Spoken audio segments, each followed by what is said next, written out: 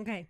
So, Let's talk about something else. well, I wanted to, yeah. Let me set this up a little bit, Okay. if I may. So, Albuquerque and New Mexico. I think a lot of us joke about this as, oh yeah, we're always a couple years behind everybody else, and we get things later, which is fine. We're okay with that, and that's true in the real estate world as well, in organized real estate. And there's a couple trends that have been happening around the country that are either here or coming to Albuquerque. One of them is the iBuyer thing, and the other one is what's called build to rent. So if you want to take, What does iBuyer mean? So that's what I want. Yeah, what does iBuyer mean? That's it doesn't matter. That's like internet buyer, but it's really It's just a term that Inman News, which is a real estate publication, came up with. They just call it iBuyer. So what is iBuyer? What does that mean? iBuyer is usually a very large business that buys a house for cash and makes an offer as is and can close in 3 days or 3 months or 6 months, whatever you want. Yep. And they're just going to come in and make an offer, and they're not a person coming to move into your house, Yep. right? Yeah. So these are what I would call fairly, institutional flippers.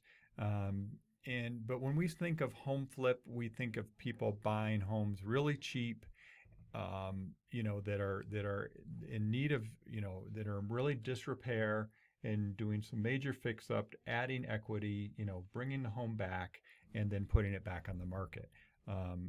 What these guys do are buy homes not necessarily that are a mess. They buy homes, clean them up, maybe do some light cosmetic work, and then put it back on the market. The value add that they're giving is they're allowing sellers to basically, get a cash offer on their home and sell in their time frame. Yep. Choose the closing date. Not deal with all these contingencies, dealing with, getting loan approvals and stuff for the buyer. So it's very big in Phoenix, has been for a while, very big in Dallas, been for a while, Atlanta, Orlando, all over the country. So we've been seeing it. Well, it's here now in Albuquerque. The thing that's, Tracy, you and I like about it is us as realtors, we can help a seller navigate this process, right? Right. So we can, when we meet with you to talk with you about selling your home, we can say, would you like us to get an offer from one of these iBuyers that offers cash? And honestly, we did this before. And I want to make it clear, there's a few of them here. There's not just one. Right.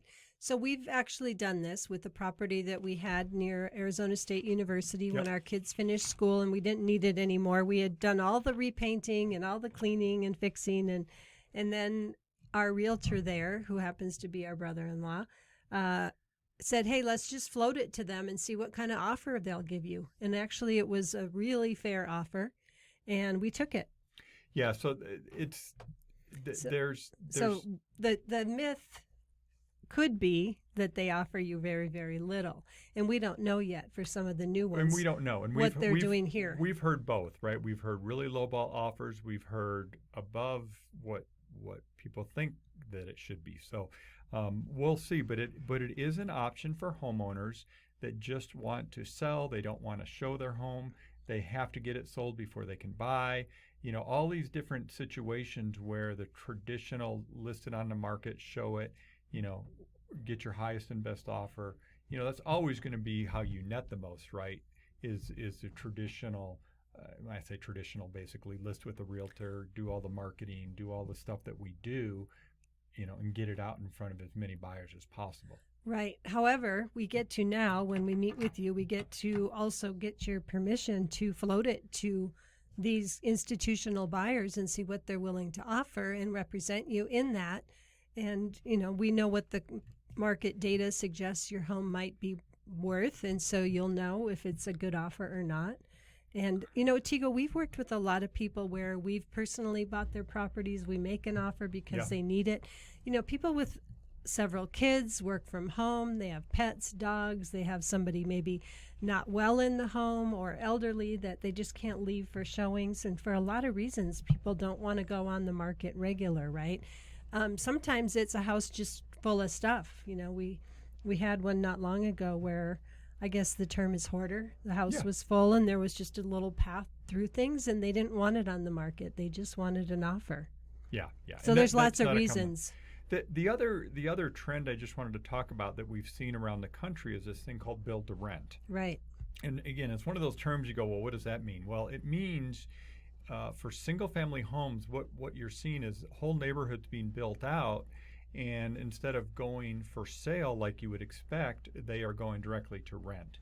So some of those type of developments are coming to Albuquerque. Expect to see them in a year and a half, something like that. But that's coming, where you're going to see whole neighborhoods of single-family homes being built that won't be for sale. They'll just be available to rent. And people are going to debate, well, is it a good thing, a bad thing? Well, the reality is we need more homes either for rent or for sale. We need both. We have a shortage of homes in Albuquerque and continue to have a shortage of homes in the Albuquerque area.